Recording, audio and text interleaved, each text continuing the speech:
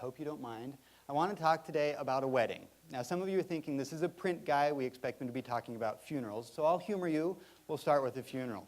A month ago, Newsweek magazine issued its last print edition. After 80 years of publication, Newsweek is no longer in the print business. And this is the story of the demise of print, right? We're hearing it all the time these days, and it's often accompanied with charts like this one, showing circulation declining.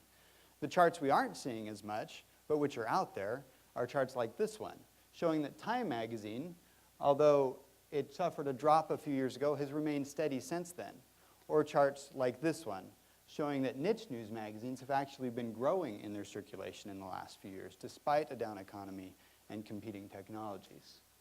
So in the immortal words of Monty Python, we're not dead yet. Or how about this study? This is by Pew Research Center looking at who reads books. The conventional wisdom, of course, is young people don't read, and they certainly don't read books. But this study shows otherwise. Young people are outperforming their older age groups in terms of how much they're reading, and they are reading print, at least still today. That could change in coming years, but today they're still reading print.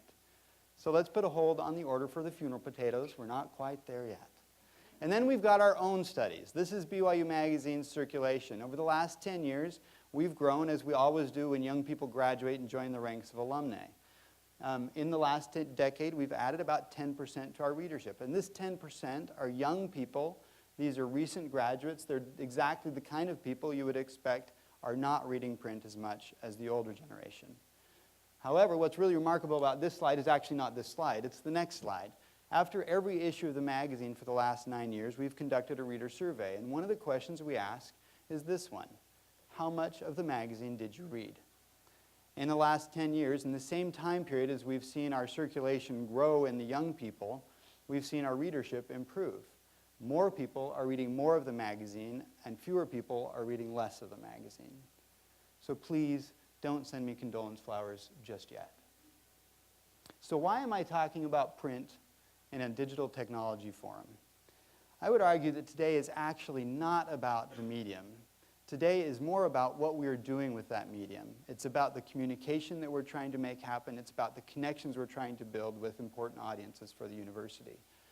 And my argument today is that print should still be a part of the toolbox. Print and digital media have different strengths, complementary strengths that can and should work together in an integrated communications platform. One of the strengths that we see at BYU Magazine with the print, and one of the striking strengths, is its reach.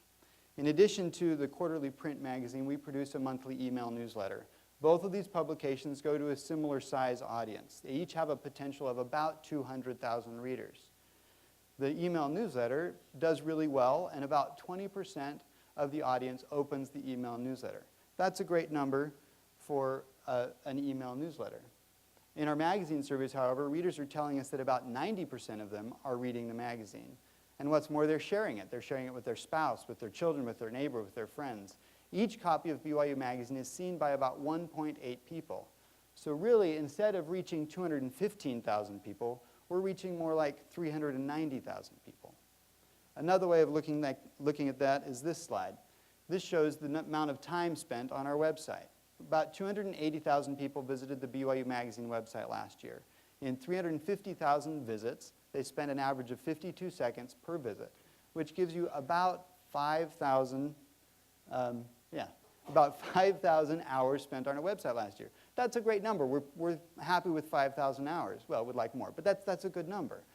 In our print magazine, however, in our reader surveys, readers tell us they spend about 39 minutes reading the print magazine. If you multiply that out, you get something like 250,000 hours reading one issue of the magazine. And then you multiply that by 4, because we come out 4 times a year.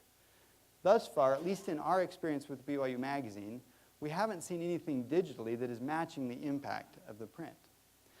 Now don't get me wrong, I'm not here to complain about new technology or to talk about how bad it is and how we should really stick with the old ways. We love new technology at BYU Magazine. We're finding great ways of using it.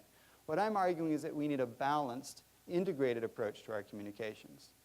We love what new technologies are doing for us. We love that in the last year, our Facebook audience has quadrupled, and that a good portion of that audience are young adults, teenagers who are prospective students for the university. They may not receive the print magazine, but it's an important audience for the university that we should be communicating with. We were thrilled last year when we could do an article about a BYU student who's a YouTube sensation doing music videos. But in addition to the print, we created a video about her so people could see and hear what she does. And that video is being seen now by almost 200,000 people, many of them not part of the BYU community. So we're extending the BYU brand in online ways. We're excited about the 280,000 people who go to our website and spend 5,000 hours there. And we know that those 5,000 hours don't all come in 52-second increments. As we look at the data, we see that a lot of stories are very successful, engaging thousands of readers for 4 or 5 minutes at a time. That's a great success for us in our online communications. And last November, we were thrilled when the day after the election, we could send out our email newsletter with a lead story about Mitt Romney. And that linked to a video that we produced with BYU professors talking about the Mormon moment, as well as a photo gallery on Facebook of Mitt Romney's life. The email newsletter was opened by about 67,000 people, and the photo gallery has been seen by more than 35,000. That kind of immediacy and interactivity and timeliness is just something we can't achieve in the print world. There are great things that the online world can do for us as print communicators and as communicators in general. We're excited at BYU Magazine about what online media are doing for us in terms of helping us extend our mission, increase our readership, increase our engagement with the content. But how do you create an integrated communication strategy between the print and the digital? How do you bridge those two worlds? It's been something we've been trying to do for years, and most often we do it in the magazine by printing a web link at the end of an article for people to use. What we see, though, is those web links don't get used very much. People don't take the time to take their print magazine, walk to their computer, and type in an address. It just doesn't happen. So in the last year, we started experimenting with QR codes. And as you'll see here in a minute, they've done really well for us. About 3 times as many people will scan a QR code as will type in a print address. That's been a great success for us. The most successful QR code we've done in the last year had about 1,000 scans. Those are good numbers. It's a positive thing. We're pleased with that experiment. We recognize, though, that these numbers are still relatively small. We're going to 200,000 people with the magazine. We'd like to reach more of them. So we'll continue efforts like this as well as other efforts.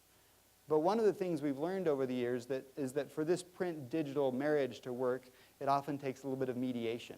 And one of the most effective mediators that we have found has been our email newsletter, which, as I said, goes out monthly to about 200,000 people. This slide shows stories that had a QR code in the magazine and were also in our email newsletter. And you can see a lot more clicks come from the email newsletter. Obviously, when people are sitting at a computer, they're more likely to click than otherwise.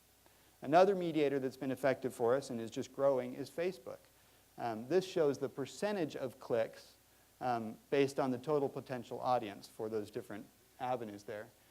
Facebook, the numbers are still kind of low because our audience is still low, but the percentage is very high. So we see a lot of potential for that avenue as well. The marriage between print and digital can be successful. Like any marriage, it will take working on complementary strengths. It takes some hard work, and it may take some mediation. But together we can make it work, and we can communicate effectively. Thank you.